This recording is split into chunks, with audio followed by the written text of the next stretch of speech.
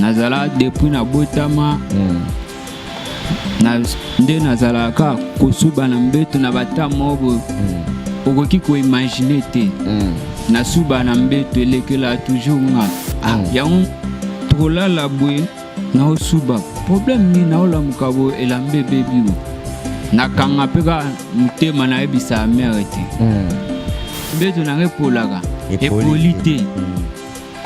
epolite masuba te logo te alobi nzamba azosala nzamba potre azosala amen alobi to continue kana mabondeli bongo to kenda to yebisa pe apotre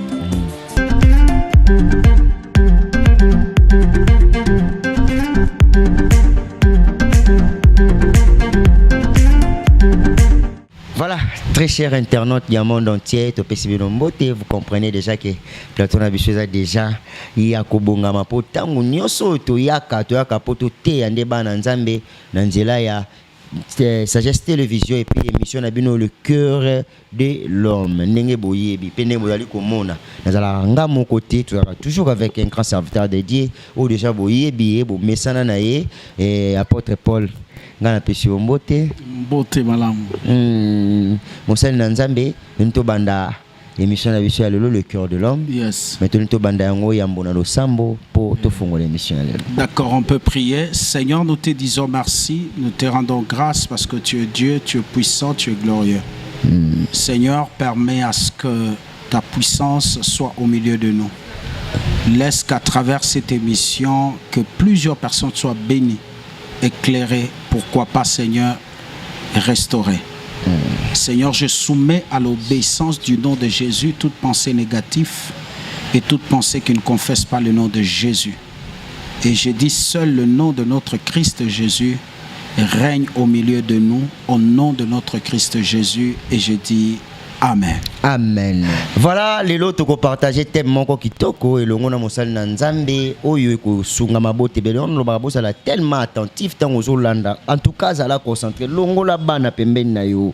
Vanda yo moko liboso ya téléphone, vanda liboso ya TV na yo, c'est connecté landa tina suka kokataka tepo mama bien ezaka na suka landa ka penda tina suka soko silisi o s'abonner potikala abonner na biso pe ozui o partager baninga ba bénéficier na grâce oyo zui ninga tobaka TV za radio te tem to lobela lelo zali sur les auteurs de la famille boki bino moko tem nezali boyoka yango bomona yango na ba fiche basanza misuba koma botel ya mabota boye ba teza ranini yango mosali na nzambe oyo azwa grâce wana alobaka kitoko na part ya Seigneur akufongola biso yango pe kosunga mabota ebele l'homme de Dieu. Lelo thème to nto utiliser les ali sur les hôtels de la famille. Ba hôtel ya famille ezali nini? Ba hôtel na définition ya hôtel ezali nini? En fait, comme au lobby définition et à hôtel, par le terme simple, l'hôtel c'est quoi? Oui. L'hôtel est un point de contact entre le monde spirituel et le monde physique. Parce que le monde que nous sommes est dirigé par les spirituels. Mais pour que le monde spirituel se rapproche du monde physique, il faut la présence d'abord de l'autel. C'est là où j'ai toujours l'habitude de dire qu'il n'y a pas aussi l'activité spirituelle dans le physique s'il n'y a pas la présence d'un autel. Qui veut dire on ne peut pas parler de la délivrance si on ne commence pas par parler de l'autel.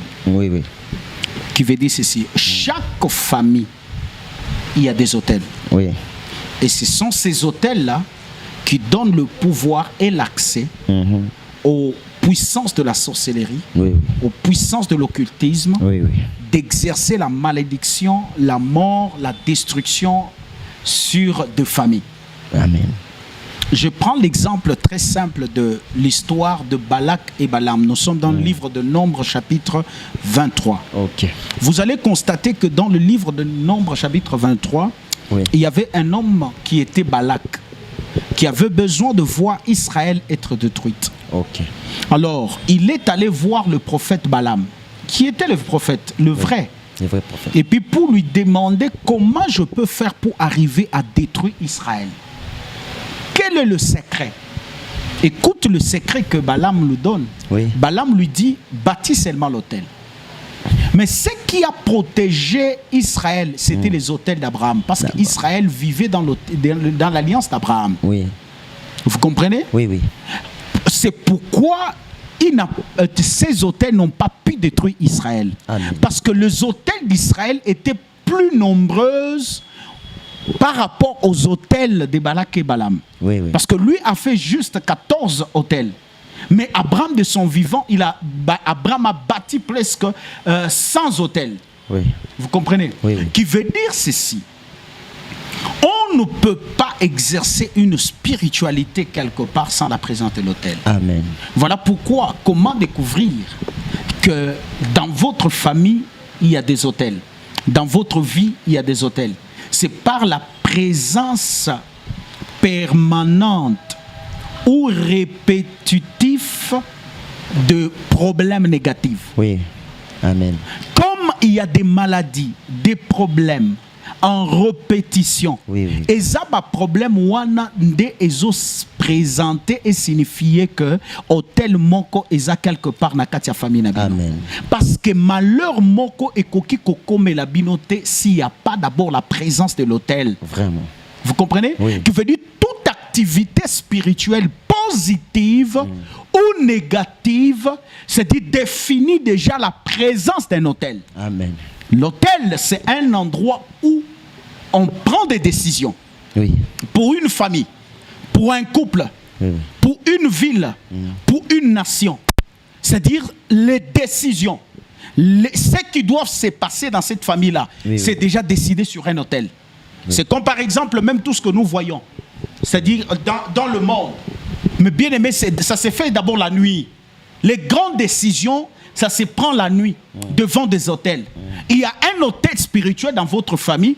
Sur cet hôtel spirituel de votre famille, on a déjà dit basi bakoki kobalate, basi bakoki kobotate, Oui. c'est-à-dire yo koki kobomengote, à l'âge tel okoku okobe la prostate, okobe la cancer, okoku fana maladie tel. Amen. C'est-à-dire c'est déjà décidé à partir de l'hôtel. Oui. C'est là où je vais dire comment découvrir que dans votre famille, il y a un hôtel. C'est par la répétition de même choses, même dans de formes différentes dans vos familles. Oui, oui, oui. Finances zate, okenda kaliboso te, passi na passi. Oui. Toutes ces choses-là représentent qu'il y a l'hôtel. Je prends un deuxième exemple. Oui. Il y a un homme dans la Bible qu'on appelle Gédéon, qui va et qui rencontre l'ange. Pour Gédéon, l'Éternel les avait déjà abandonnés. Voilà pourquoi il souffrait. Mais écoute, l'ange dit à Gédéon, non, va dans la maison de ton père. Tu vas voir, il y a un hôtel. Qui veut dire, toutes ces années ici, Gédéon ne savait pas que dans la maison de son père, il y avait un hôtel. Vraiment. Qui a mené le misère. Et ça, la misère, la souffrance, la divorce, la stérilité, la maladie, ça provient des hôtels. C'est là où on a décidé que Mikolo a Zimbongo, comment tu peux bimisa Mbongo, ba betio malade. Ba beti ba naleo malade. Ba betio eloko, nyon se telemi. Au bandi construction. Dans d'autres familles, ba tonga kate. Yo bandi kaka construction, au komona construction elinge si le moto akufi. Sans kokota na kati anda kwa na kolala. Ebele ba kufaka. Oui. Au mona moto akufi abande ko tonganda kuna ye akufi avant. Non, tout le monde a ba chantier bele.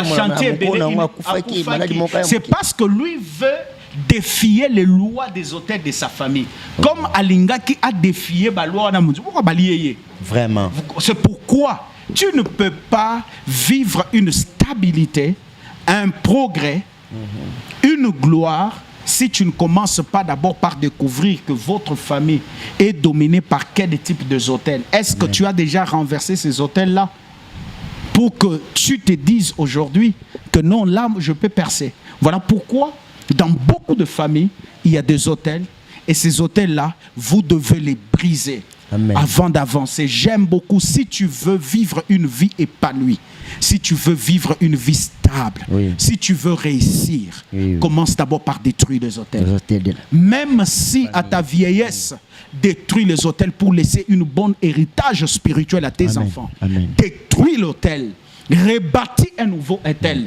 Traite une alliance avec Dieu. Cette alliance-là que tu vas laisser à tes enfants pour que tes enfants jouissent de ce que tu vas leur laisser spirituellement. Ne laisse pas tes enfants des comptes en banque. Ne laisse pas tes enfants seulement des maisons. Parce que toi, tu vas mourir. Le même esprit que toi, tu as vaincu, par exemple, mes bien-aimés vont détruire tes enfants et les enfants vont lapider tout ce que tu vas laisser. Ne quoi le monde a ma famille, mon sous papa Koufika Boy. C'est-à-dire, Apolline même na ma belete. A baby na ma belete. Bala moko bandi ko réfléchir comment tout est calopang. Baba na ko lapider ba bien papa na bango. Ils ont un hôtel nyonso qui veut dire bah effacer même histoire et existence na yo sur la terre. Amen. Alors voilà pourquoi avant de partir, tu dois laisser une très bonne héritage à tes enfants. Lève-toi, c'est-à-dire appelle l'apôtre. Apôtre, qu'est-ce que c'est pas sur les hôtels? On va t'expliquer. Tu vas élever l'hôtel. Tu vas détruire les hôtels et élever l'hôtel. Et tu verras que dans ta génération, dans la vie de tes enfants, tu laisseras une très bonne héritage qui va les aider. Que Dieu vous bénisse. Merci. Même Yopé ou Salaka, hôtel wana un jour, et la famille na yo. Ozomwande nyoko loba ngote luka mosanza me loba kingana bo jeunesse na salaka bo. Je perds que génération na ngetikali na simanga lobito lobikuna na okende ba continuer komona ba même babiloko ngana mona na vie nanga eza malamu te po bénédiction ya ba nezo dépendre na ba parents luka mosali na nzambe l'homme de Dieu sans plus tarder to moni ba ndeko mibale ba vandi na mopanzi na yo yebisa bisolo ko nini memi bango awa na plateau. Ils sont là pour donner aussi des témoignages comme tous en akana ba série ya ba témoignages. Les témoignages ya maman na mwana na ye oyo ba vivraki nzamba salela ki ba saleli bango ngolo TV za radio te maman zo micro l'homme de Dieu. Merci. Maman, pousse-moi micro boye. Kombo nani maman nangai? Maman Lydie. Maman Annie. Maman Annie. Ah, maman Annie yebisa biso. Eloko ni elekaki na kati ya libota na yo na yo mama na mwana yo nini elekanaki po lelo boya kotatola monene na Nzambe. Amen papa po. Loba mwa makasi. Nakutana na papa na bango. Wa boti mwana yo. Papa aboti bango. Malamu. Pour mama na bango akufaka. Ninkeza la ole kanjela nakutana na papa na bango na nzela. Papa na bango sepe nanga. Aye pas zunga pa na biso to kepe pa na bango nakutaka bango misato. Oh, so il te comprendre malamu. Yoza mama ya ndekote. Mokutana mobali na yo, bazabana na yo. Mais mobali no mutaboti bango. Malam continue l'histoire. Na vanda ina bango misatu. Tuyo kokante ko koma pe na banemo ko papa na bango abelaki, papa pe akufi. Atikala ina bana. Atikala ina bana ya liboso akufi. Atikala ina mibale. Ya misatu pe susu akufi na tikala na ye. Tana tikala na ye. Tovanda ka ni tovanda ka. OK. To lalaka to lamukaka. Lalaka to lamukaka. Vraiment. Mena koma mona mwana zo suba. Wana si akoli to za muke. Nenga koli. Vraiment. Azo suba na mbetu. Le diable. Ni mwana. Bandi ko yebisa ngai. Nga na suba te. Nga biyo suba te. Nga na suba te. Bandi ko yebisa ngai suba te. Kapena lobi malamu ko suba te nzamba osunga to vandaka namona kaka suba kani kaka ngana lobi na luka potre nani ezala ngam na como que ba prier ka ke kuta na potre na église tana kuta na potre ebisinga tokende mangengenge nake mangengenge nake ukutana na porte susu na mangengenge lisusu tanto komi kokende na bandi siko kopesa siko sujet na ngai mwana papa porte esinga na memene na ye na ti papa komo kende ba prière to sambelaka apota komo chapi maboko likolo na ye tanga apota komo chapi maboko likolo na ye ko subesina mwana poti courage susu kaka na tongo mama na yebisi makambo boye lekela manga makambo ne lekela oh mama komo mona nazo suba susu te nazo mona ndenge nazalaki komo telema Ndenga azalaki ndenge abandaki kotelema te kimobali na ye d'accord telemaka te eloko te eloko nezalaki mokuse eloko nange ezalaki mokuse na moni ebimi ekomi molai azwi massage spirituel voilà alobi malamu toyebisa apôtre tokepa apôtre tant tokomi pa apôtre abandi kotuna ye yo otelemaka te yimba mwa alobi natelemaka te mais na remarke ndenge oselinga bapriere na telemi mbala moko nzoto nanga mibali ekomi munene nakomi kosuba normal mama yo mutu maki mwana na ye pa apôtre aza pe musika te TV za radio te tolingi ye moko apesa biso lumière na oyo ekomelaki ye po oyo oza mama ata mosa bande kobombela osu profondeur mo boye ndeko mobali zwa micro yaya komona po tozwa mwa son ya bien d'accord yaya kombo nani kombo na Jacques est-ce que makambo oyo poussa micro s'il vous plaît est-ce que makambo oyo mama azoloba oyo ekutaneli bino epai ya mosali na nzambe oyo nzambe asali à travers mosali na ye apôtre Paul est-ce que makambo mama alobi yo nde oza na lumière opesa biso par rapport ya témoignage eza nde ya yo yebisa biso nini elekanaki na bomoi na yo makambo mama lobi eza solo oui na passé na ba étape moko difficile vraiment oyo na bandai ko s'inquiéter nango trop na vie nanga vraiment nazala depuis na botama na nde nazalaka kosuba na mbeto na bata mobo okoki ko imaginer te na suba na mbeto elekela toujours nga yango tolala bwe na osuba problème ni na ola mukabo elambe bebiwo na kanga peka mutema na ebisa mère te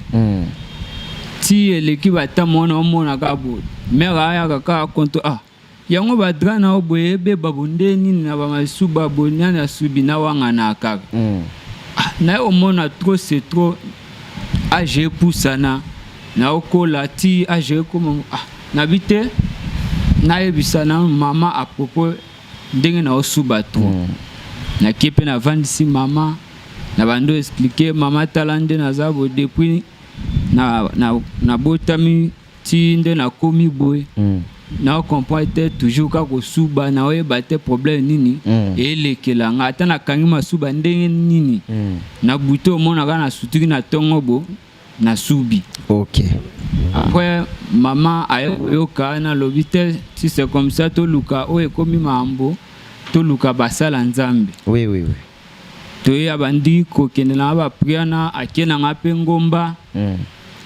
to bando sambela ba frère ba zaibele wana tellement na ba ya ba tebele to yo kutana na frère mo pa yo tala to sambela ensemble nae nde to yo mona pe apôtre ayaki na mutuka nae abandi pe ko prier akiti abando prier wana ti mama pe ayeko pusa na pembe na ayeko talisa apôtre alobi apôtre nazana sujet bo mwana nanga ndenga za na depuis botama ti lelo asubaka na mbeto nda apôtre ayeko loba te si c'est comme ça boya na kati ya église tokoyeba ndenge nini tokosala nzamba osunga bi oui toyeko zonga tambo komaki na église toyeko zonga tokomi na église komi na église maman continue à expliquer sur apôtre ABC ndenge normal to solo pe apôtre benga pembeni abando tuna pe ba question na bando répondre apôtre na pe ko ebisa apôtre likamo mobo o ezai secret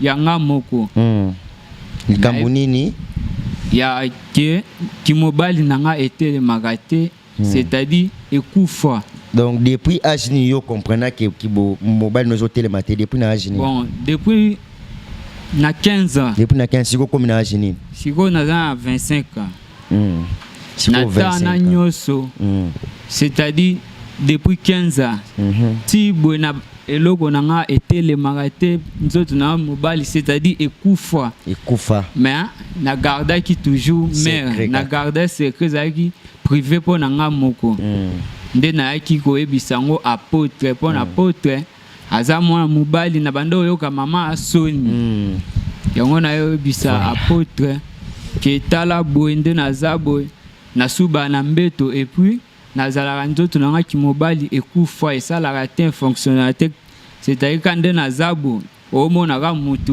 mais na nangi l'autre côté.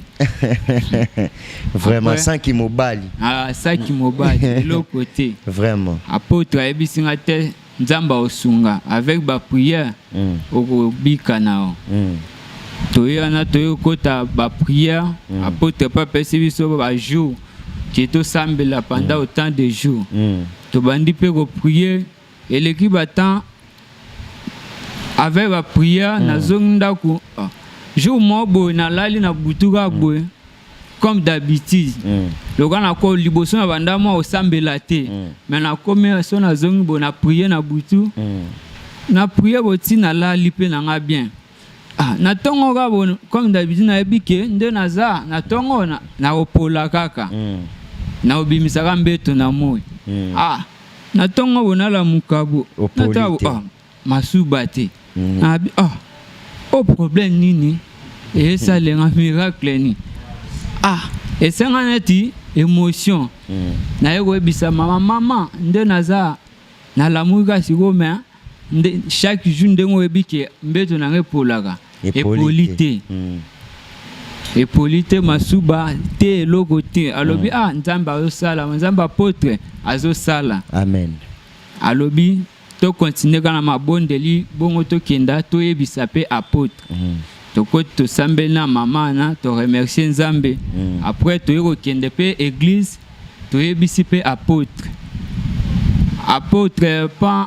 pe a continuer toujours na la prière to continuer chaque fois na kenda kaka autant de mois tout ça va moi vraiment oui ça biso l'essentiel nini salamaki poti okoma niveau ndo komanda donc ça c'est l'essentiel après kokata masuba nini c'est ça le miracle na nzoto na yo après kokata masuba nde eza pe kana butu na lali boy pona nde na yebike nzoto na nga nde bana mibali ba masa na nga balobaka nga na tongo so na lamuki na 4 nzoto na nga tele marabu na bo et comment go gêner nga na mutema moi pe na yebisa bango ezati na banda okangaka na mutema jour mobo na lali na yoki siko et ko ba na ba 4 loka elo mo na senti bo na bando na makambo o ba masa na ngo balobaka yango eko sala ngate massage spirituel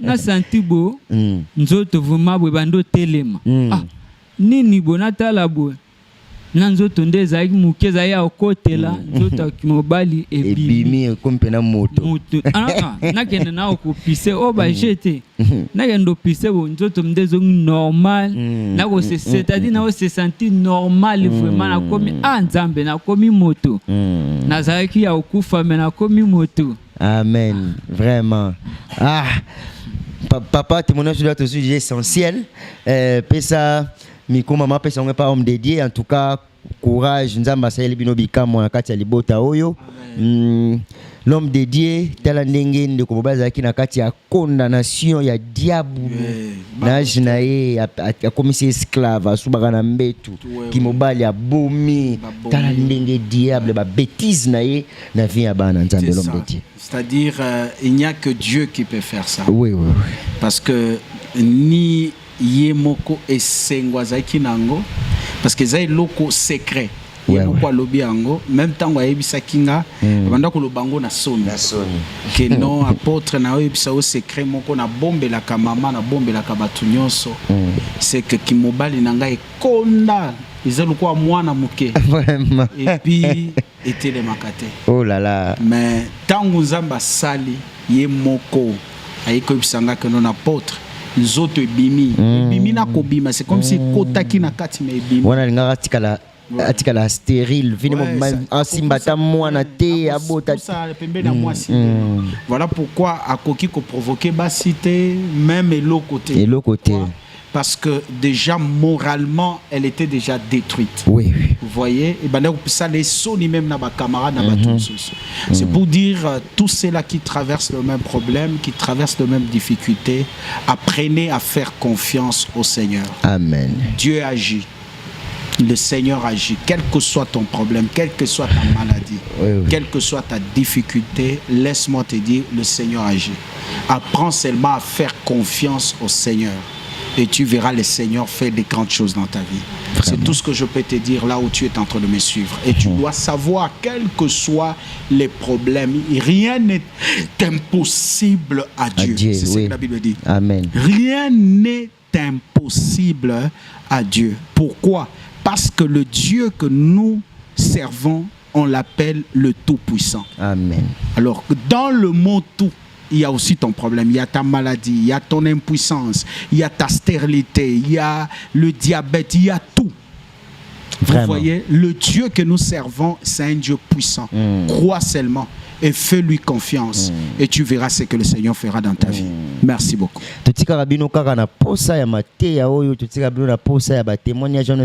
Vous pouvez appeler. Oza na bosenga mosali na nzambe papa bandela numéro pour na bato ba yoka te plus 243 99 066 88 85 plus 243 99 066 88 85 soko bengi biso ou bien komeli biso, nous allons te recevoir et nous aurons le temps de prier avec vous. Que Dieu vous bénisse. Que Dieu vous bénisse. Benga na numéro wana ozala desite ozwa malobana yo oyo ekuta epa ya mosali na nzambe. En tout cas, n'oubliez pas de s'abonner et puis ya kolandaka tout le temps mission na bino le cœur de l'homme. Bye et à la prochaine. Merci.